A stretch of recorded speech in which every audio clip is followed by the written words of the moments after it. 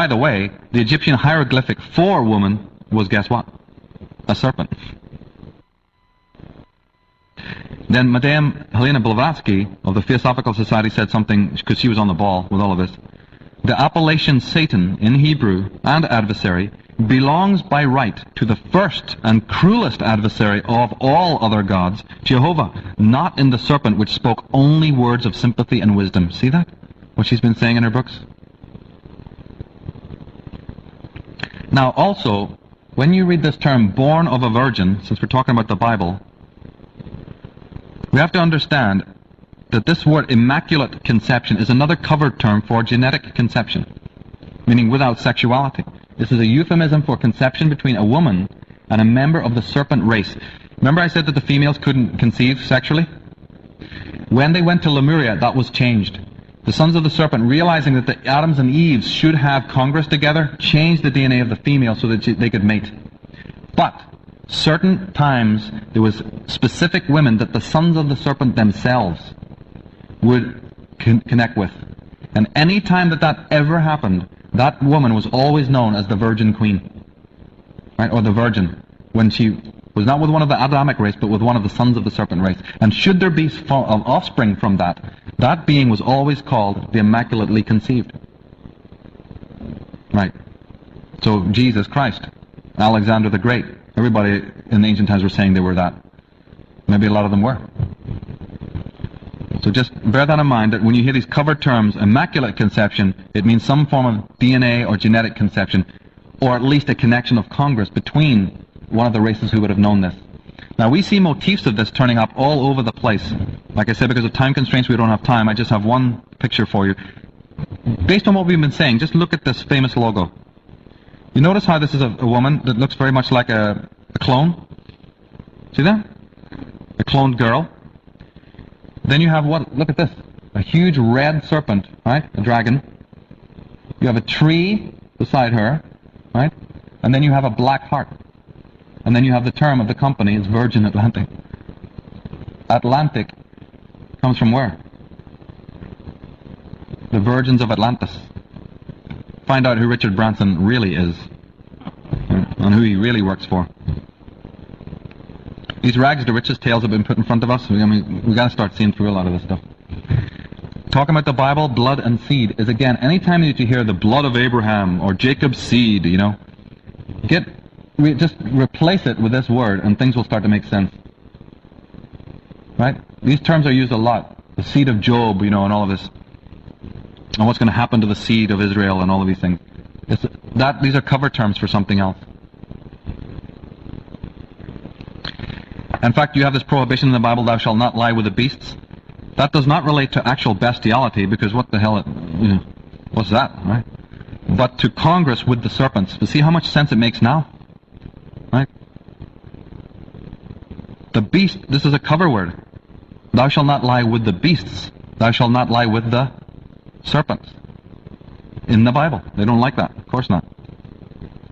Remember when Moses came in front of God at the burning bush and said, who are you? And God said, I am the God of thy fathers. And that's never been properly explained. How can God be God of whose fathers?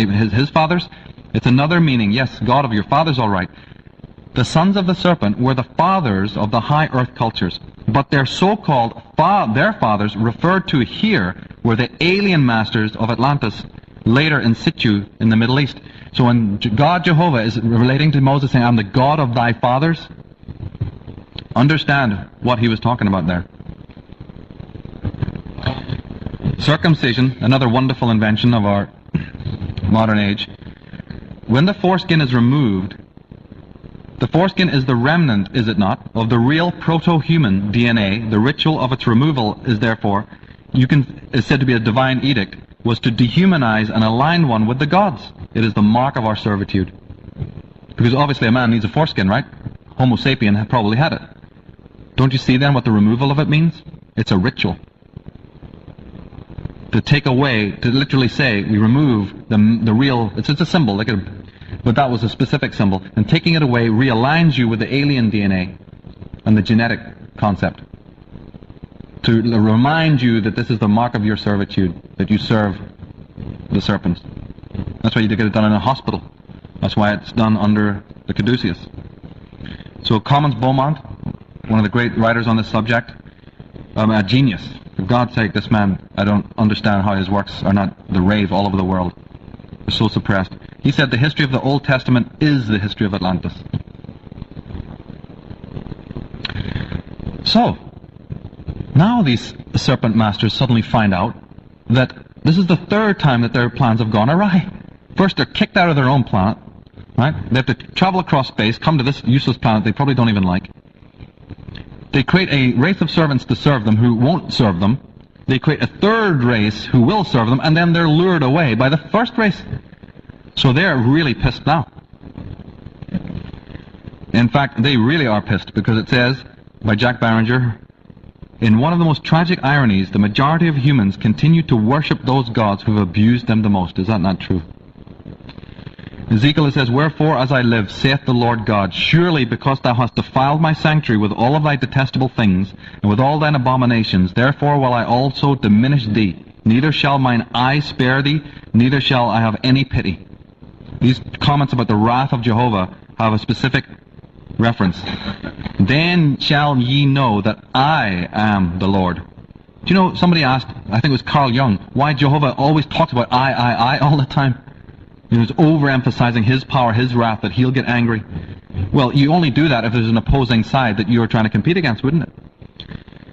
So he says, I am the Lord, when, and you'll know this, he says, when their slain men shall be among their idols, round and about their altars, upon every high hill, in all the tops of the mountains, and under every green tree, and under every thick oak, the place where they did offer sweet savour to all their idols, so will I stretch out my hand upon them, and make the land desolate, for they shall know that I am the Lord. Now you see now from what we're saying why something like this, the caption would be written? Because the alien masters now wanted the Adamic race to know who the real God was. And that it says here that they would even slay the bodies amongst their idols. Idols meaning, you know, that the idols will have to watch these people die. So I will send upon you famine and evil beasts, and they shall bereave thee, and pestilence and blood shall pass through thee, and I will bring the sword upon thee. I, the Lord, have spoken it. It's all from the Bible. Job 14, he shall flee from the iron weapon, and the bow shall strike him through.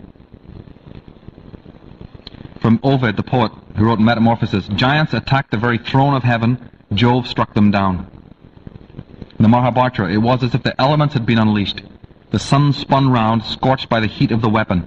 The world reeled in fever. Thousands of chariots were burned up. The corpses no longer looked like human beings. Because, ladies and gentlemen, what happened was they were very angry. And they unleashed a huge war with thermonuclear devices against Lemuria. But the Lemurians, the sons of the serpent, weren't sleeping in. They knew this would happen, and they retaliated as well. And that was what we call the first war of the gods that took place on this planet around 12,000 years ago. And all of these terms come out are speaking about that. Look what they're saying there. Scorched by the heat of the weapon. This is a book thousands of years old, right? Thousands of chariots were burned up. What are we reading here? And in Jeremiah, all the cities thereof were broken down at the presence of the Lord and by his fierce anger. Remember that one? Behold, the Lord maketh the earth empty, turneth it upside down, and scattereth abroad the inhabitants. O my people that dwellest in Zion, be not afraid of the Assyrian. He shall smite thee with a rod, and shall lift up his staff against thee, after the manner of Egypt. O Assyrian, the rod of mine anger, and the staff in their hands is mine indignation. The rod and the staff are weapons. Thomas Beaumont proved that the wands that the ancients held, right, and this emphasis on the rod and the staff, are actually weapons of a kind.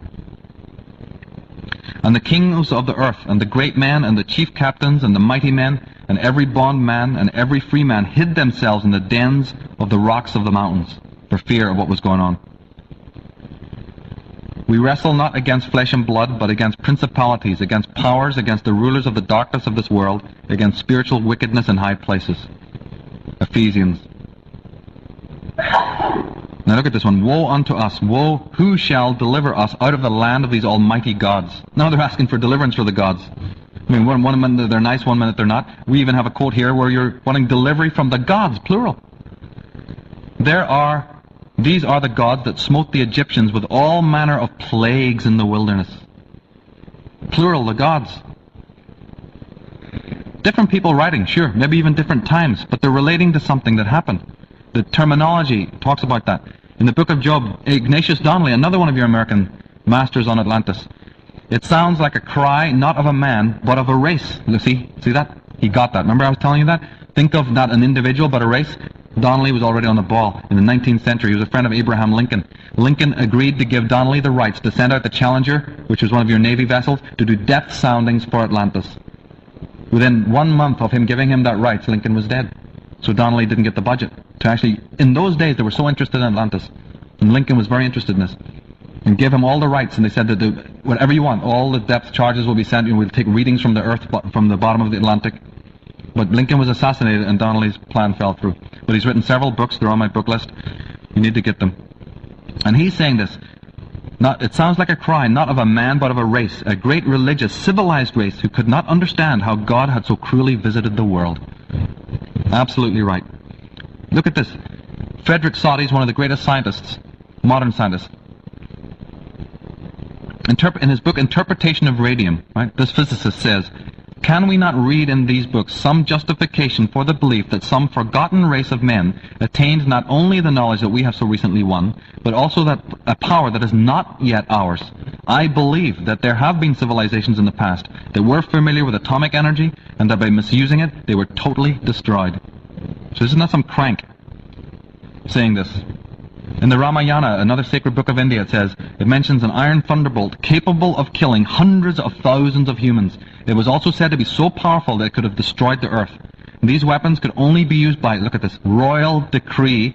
There is even passages where it mentions the fact that the weapon was used as retaliation for the other side using it first. Doesn't that sound familiar? In the Smagargana Sutrahara, it says, there is mention of manned space rockets as well as their means of propulsion. We have radioactive isotopes in Sodom and Gomorrah, where they found the area where they think the Sodom and Gomorrah thing took place. It's rich in radioactive isotopes. And that term, when the angel says to Lot's wife, do not turn back, because you'll be turned into a pillar of salt, mistranslation. The translation of the word salt is more like our English word for vapor. You'll be turned into a vapor. You'll be vaporized. Because the wrath of the Lord is coming to this place. Well, they gone there now and they found nothing but radioactivity all over the place.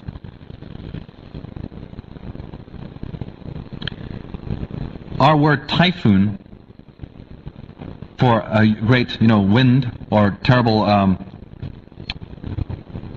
power of destruction actually comes from the word for the devil, typhon, which also means serpent. Hurricane actually means the same thing. Cane meaning serpent, hurry means the shaking of the serpent. So we even use the terms today implying some sort of beast or serpent. The reason is because originally the serpents did have a war on this planet.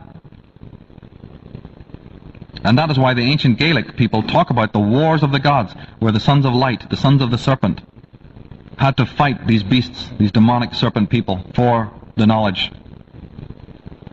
And how they had to conjure with magic and fight these demonic forces and keep them in abeyance. It's all been in the legends of Ireland. And how eventually those beings, in concert, destroyed the earth. Remember we talked about the fact that Tiamat, the first deluge, was created by the destruction of Tiamat? Do you know that the word disaster, another word we use when we talk about some calamity, actually means no star? Aster and dis without. The word catastrophe, right, actually means destruction of a star. Kata, to be breaking down, kata, to destroy or break down the stars. So when we even talk about a travesty of any kind, we're saying no star or destruction of a star, because it's not some small event when Tiamat, one of the planets in your system that looks like a sun, just explodes 50,000 years ago. I think we're going to remember that, Remember in Star Wars, when Luke Skywalker, after he notices that his parents have been killed, he walks out onto the plains of the desert and he looks up, and in the background, what does Spielberg show in the night sky there, or the day sky? Is two planetoids, two suns, two symbols. They use this a lot in mythologies. Now, you see,